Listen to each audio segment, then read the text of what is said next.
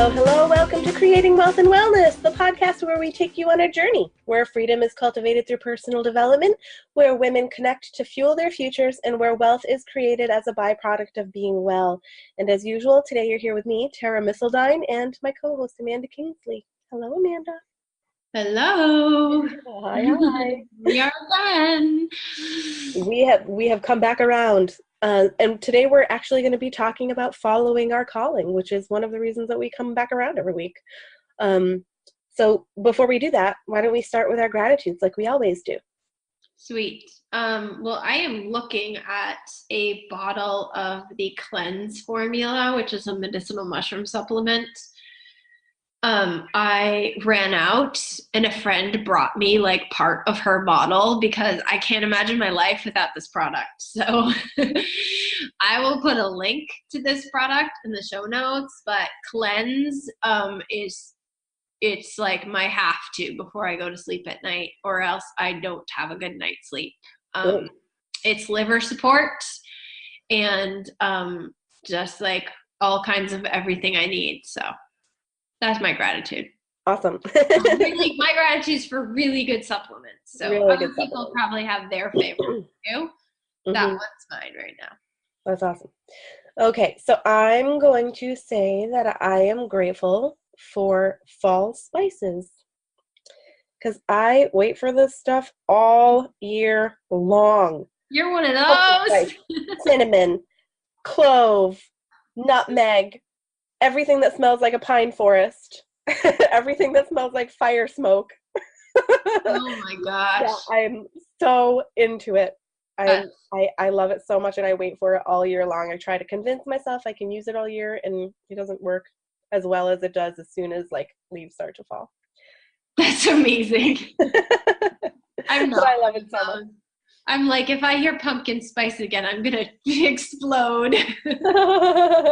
Well, I have to say that I am no longer a consumer of like commercially made pumpkin spice. Yeah. I don't like it. Like I have gotten two pumpkin spice lattes since they came out in the season, and they were so epically disappointing. So yeah. I made them out to be like true pumpkin spice fall immersion. Like actual cinnamon. Yeah. And they are not. However, what I'm drinking right now is my own famous / infamous mushroom latte that I love so much that you to, and I am still pretty much addicted to it. But it's that with a little bit of maple syrup, and I put it in my milk frother with actual milk and some actual pumpkin spice, which is just a blend of the spices. Yeah. And it's amazing. This is what I have in mind every time that I go and pay $5 for a pumpkin spice latte that I can't even drink because it tastes disgusting. But I do have a candle that's North Woods smell, and it's like a little bit of like that, woodsy spice with like balsam fir and juniper berry, and it's actually amazing. That's awesome. I wish I could bathe in that smell. I love that you love this time of year. I love it so much. I live for it. I'm like in a fetal ball, like, no. And I feel more like I could actually sprout feathers out of my back and like fly into the sky like an eagle. Incredible. I love it. Okay, so enough of our gratitudes. So is that your calling, to sprout wings and fly? Maybe my calling is just to like live in really good imagery. I don't know.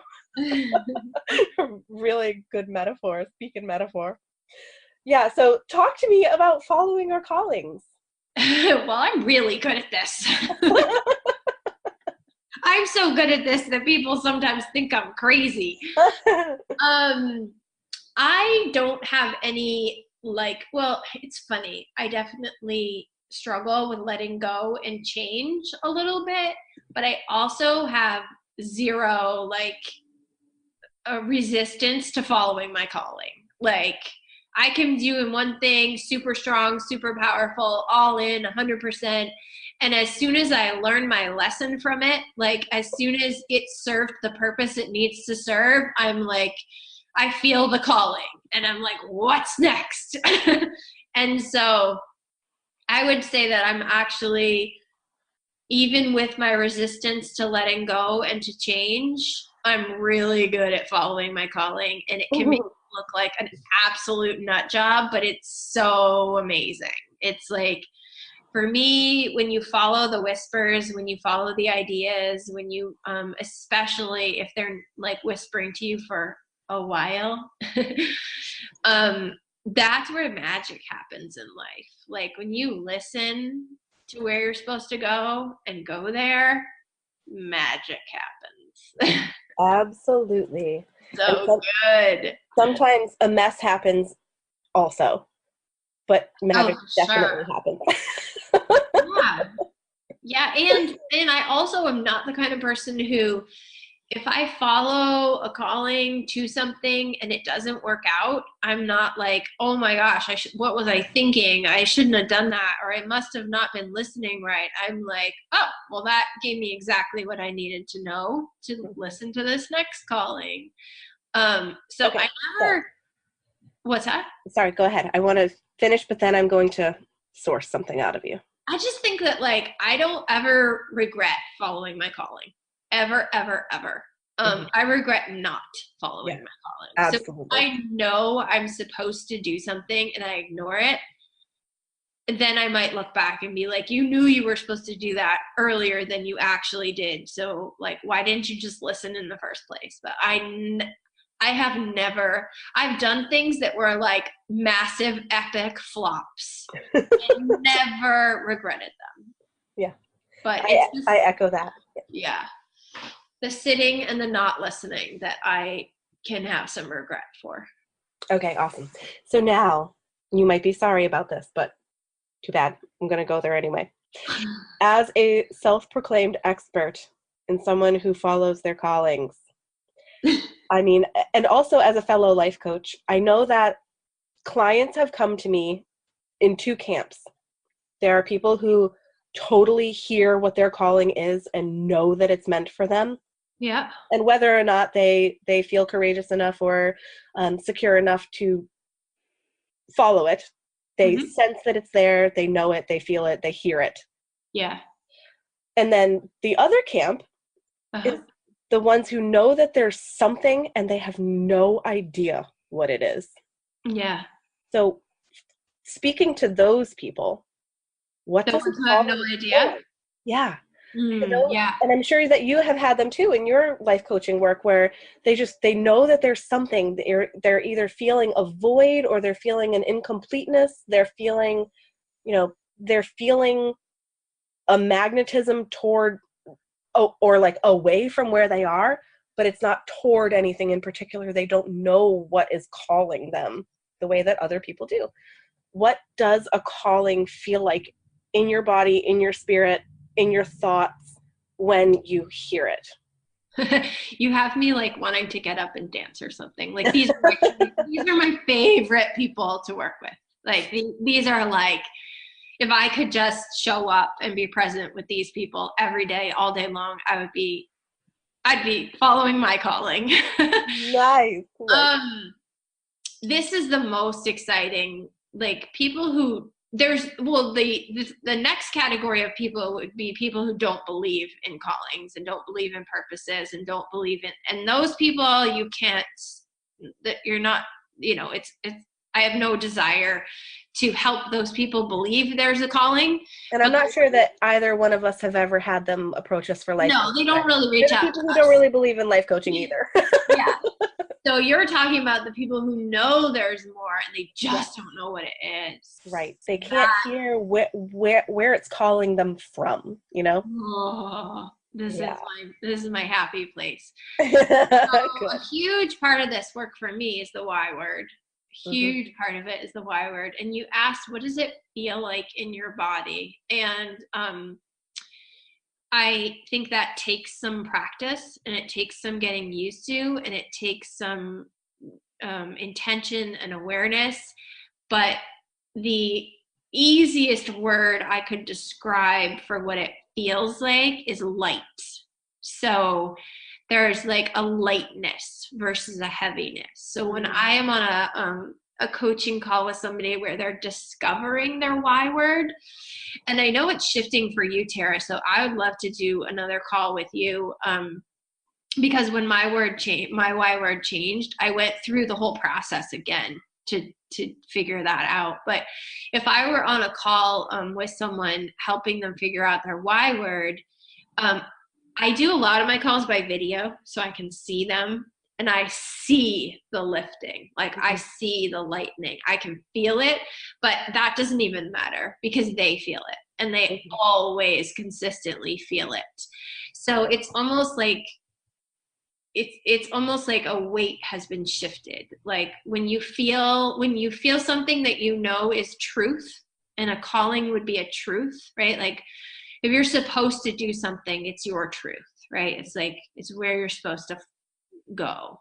Yeah. And when you hit that truth, when you hit that knowing, when you hit that calling, like there's like a lightning, and it's a lightning of spirit, but it happens in the body. Like it's like a weight is lifted. You're like, oh, that does feel better than this. So where would you say you feel it in your body? That's what I see in like a big general perspective. There are certainly people who feel it like consistently in their gut, or consistently in their head, or consistently in their heart. But overall, I would say that it's a lightness. Do you have a particular place that you feel it in your body? Yeah, I think it is somewhere between my heart and my gut, sort of like that center, like when you hold your hands at the base of your ribs, there's something pulling right there that can't be ignored, that can't be, and it doesn't feel like a heavy, like a pushing. It's totally a pull. Yeah, right. Yeah. I think that before you get to the point where you know your own body well enough, I think I've never had someone who hasn't resonated with that like heavy and light feeling. Definitely. But once you like hone in on that a little more, then you can find it in a specific place in your body. And I think that's a place that you described as really common for a lot of people. Yeah.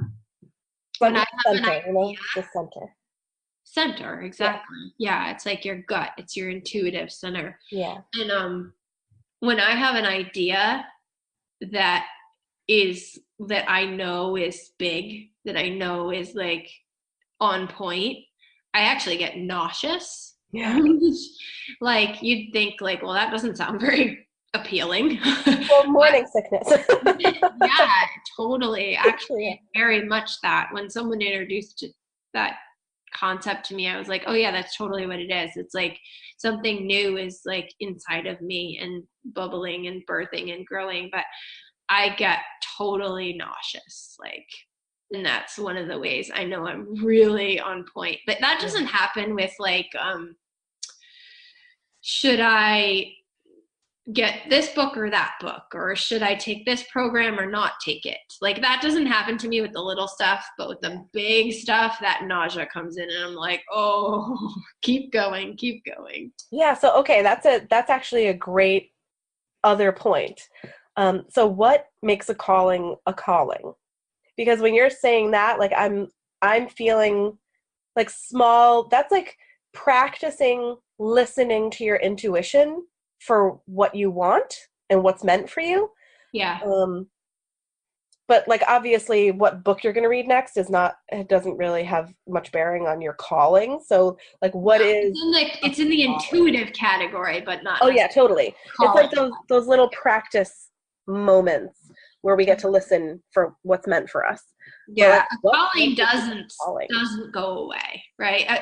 For most people, I say they try and ignore their calling a few times before it comes, before they like can't stop. I'm totally one of those. I'm really great at hearing the call.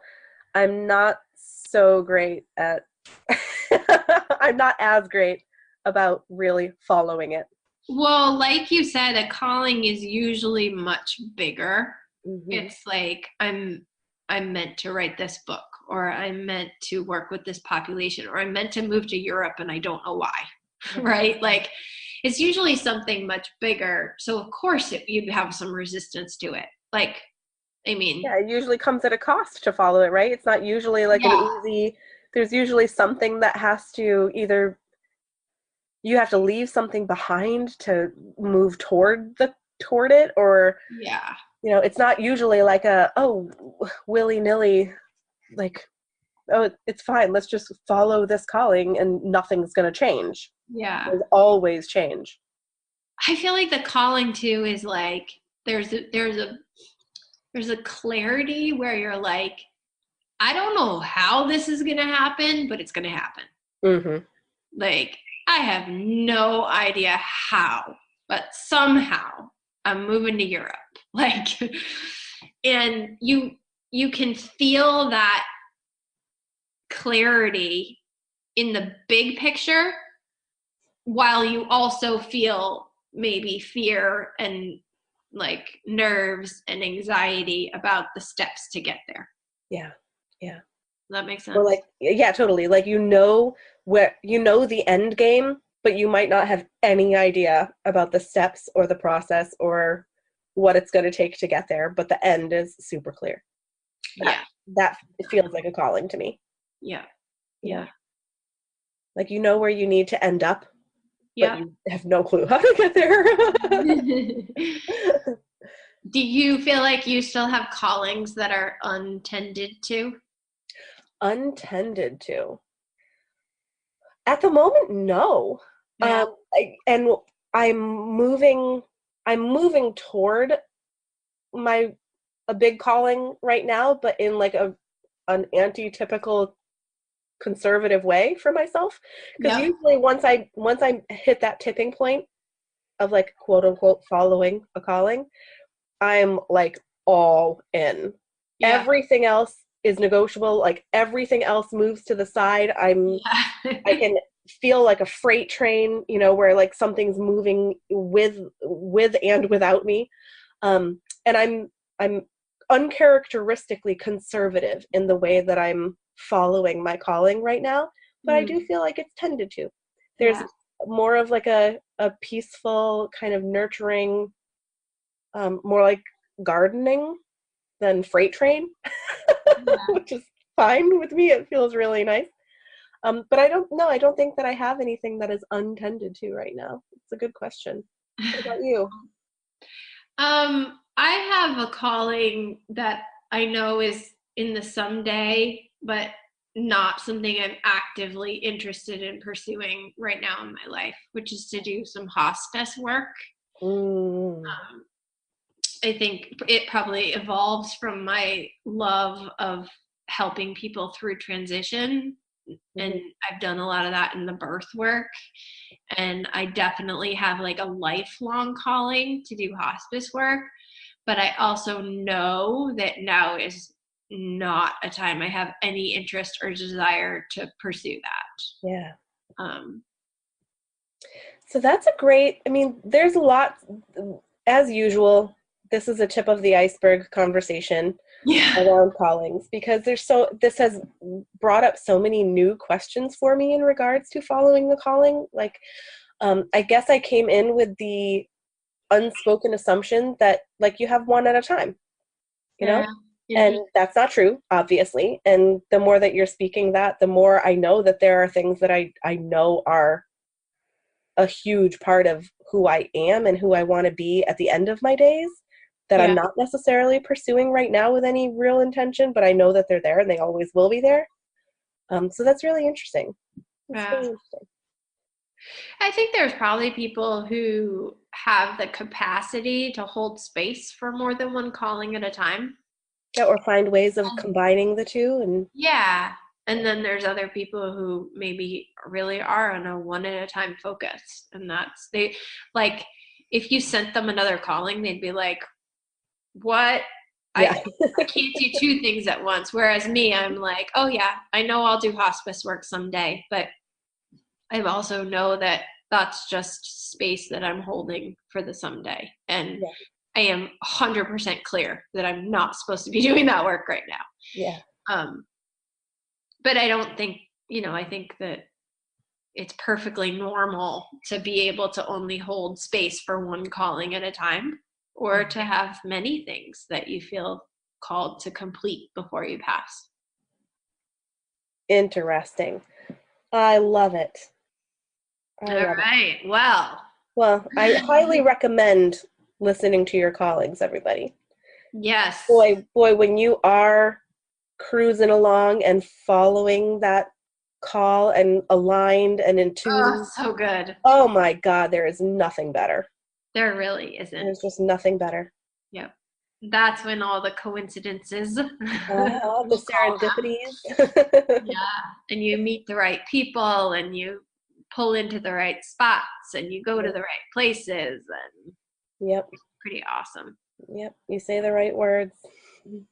Good stuff. All right. Well, that's it for now then. Do you have a ask this week? This week? This week. Well, I'll make mine like super. Oh, I just remembered something about my fall spice obsession. While I was in Boston at my 40-hour class, I discovered a latte that redeemed all lattes. Wow. I know. It was a vanilla cardamom latte from Peet's Coffee. Oh, I love Peet's. Oh my gosh. Absolutely amazing. Cardamom. And it's good for me and my household budget that there is no Peet's anywhere near me. Have you tried making it at home yet? No, I haven't. Oh, here we go. My latte is all gone, but I won't make another one today. It's too late. Let's see. My ask for today is your favorite fall recipes.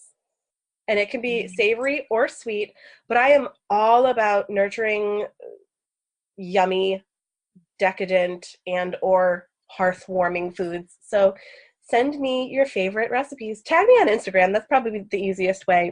At my all in life on Instagram. Tag me with your favorite fall recipe. Nice. I love it. I could use some good home cooking warm food right now. That sounds delicious. Yeah. I'm going to say my ask is that those of you who are listening, take one little step toward your calling. One little step and see how it feels. Just put your toe in the water and see what's different. Or if you're already on that path, do one little thing outside your comfort zone that you've been avoiding, even though you are on the right track. So that's my ask. Yeah, that might even apply to me.